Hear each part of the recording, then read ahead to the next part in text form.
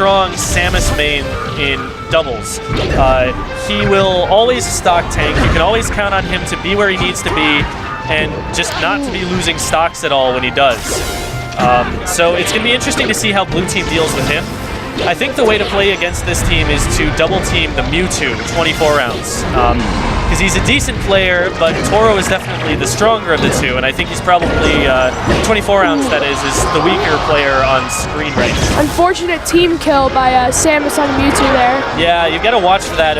You know from seeing that with Snivy all the time. Yeah, I've got some experience with team kills. Yeah, he's got a little bit of a chip on his shoulder from his team partner Samus hitting him with charge shots.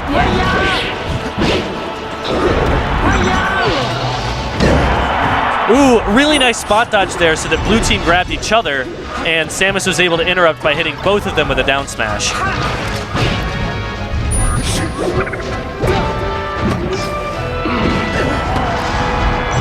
One really common team strategy that you're seeing happen a lot here is occasionally teammates will grab each other, or even they'll just grab their opponents, but then they'll be covered.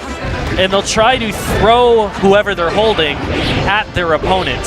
There's a hitbox when you get sent flying from that you can hit your opponents with. So that's something that you always want to try to do while you're playing doubles. Good ledge guard by Samus there, getting Fox killed. Everyone's kind of in their own match. It seems that Samus is against Fox right now. Yeah, Samus is always going to be comfortable on stage, off stage that is. Like, she can recover to ledge pretty easily.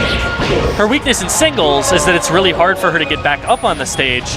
But when she's in a doubles situation where who knows what's going to happen on stage any second, there are 3 different players there all throwing out hitboxes, that weakness is kind of mitigated a little bit.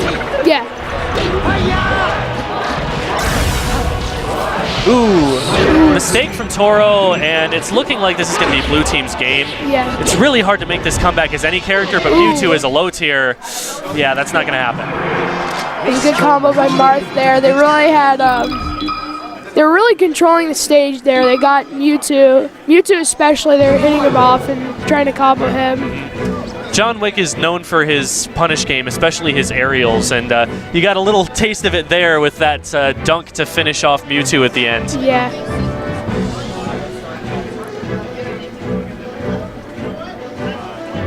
Mewtwo, a really integral part of that team. His nairs do a lot of damage, and he's kind of coming up close to try to put some damage on him. Yeah, Mewtwo's Bear does cover a lot of space, which is something that a lot of people underestimate because it's a weak move in terms of the knockback it has. It doesn't do a whole lot, but if you hit someone with that off stage or if you zone with that, it can be pretty powerful as a zoning tool. So Toro switching to Sheik here. Let's see what that... that's actually 24 rounds switching to Sheik. Oh, okay. Toro is the Samus. Okay.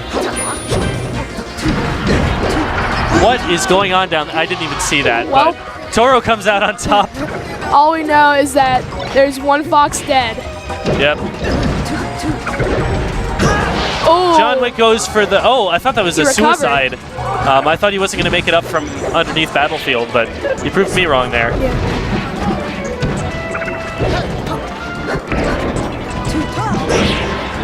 Really nice shield turnaround from John Wick there. I want to point that out. That was a really sick dash dance.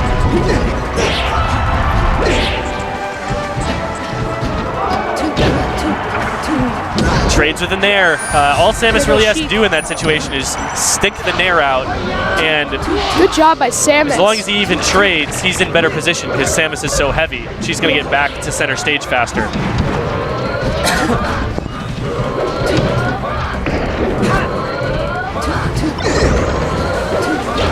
John Wick just kind of sitting back, letting his brother go in, and that's the typical Marth play, especially with a fast faller like Fox on his team. To sit back and wait for something to happen, wait for someone to commit before he goes in and does anything. John Wick really keeping the ground game really well. He really doesn't want to go airborne at all against these two characters. He's a lot stronger when he has access to all of the movements that he can do on stage.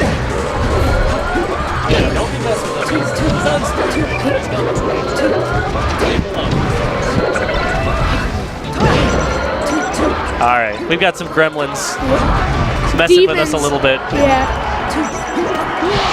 All right, there we go. Good recovery there from John Wick. I was looking for that forward air. Finally came out, got himself a safe landing platform on stage. It's important that this next stock, all right, there we go. Good job by Tank. Because now that determines the lead, and also it's set up for the 2v1, which led to an easier KO. So even though it was dead even at that point, because of who got that first stock there, there's been a swing. Green team, though, with a great double edge guard, and now back to dead even. Tank kind of playing a little conservative. You don't really usually see that from Fox. Yeah. In teams, it's really hard to tell who's in the lead sometimes, because even if a team has more stocks, there are situations where they're actually behind because of who has to respawn and who has to take stocks to get back in the game. Yeah. That's it's probably it for 24 ounce of Toro. Yeah. Really solid, clean finish from blue team there.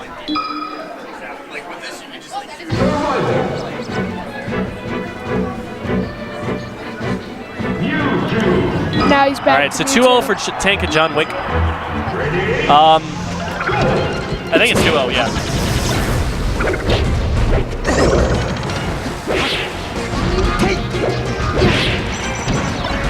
Is it 2-0? I think it's 2-0. He's 2-0, yeah. Yeah. The first game was on Final Destination, wasn't it? Yeah. Okay. Oof.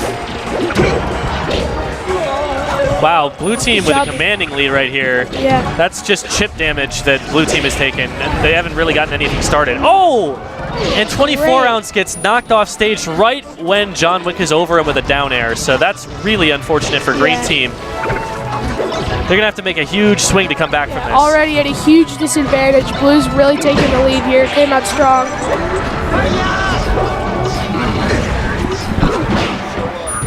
Some miscommunication there, but works out that 24 ounce is just able to take ledge and edgeguard Tank.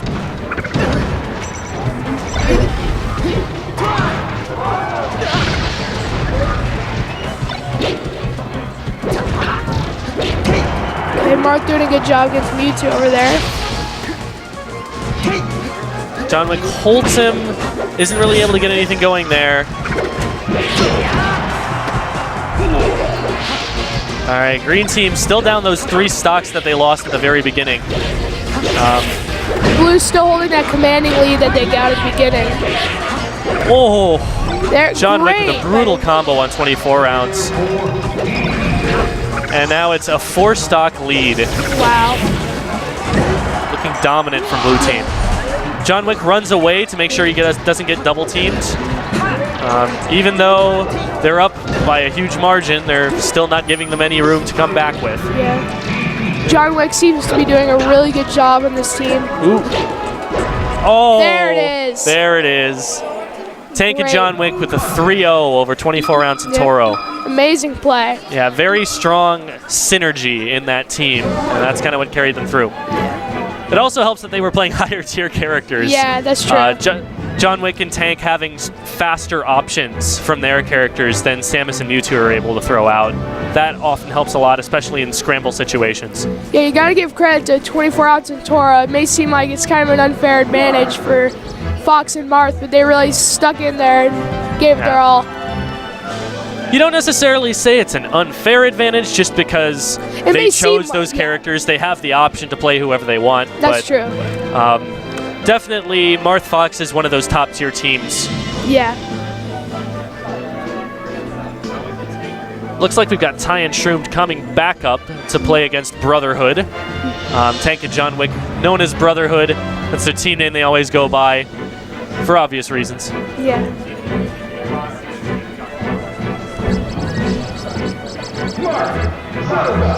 Excuse me as I take a Cheez-It break.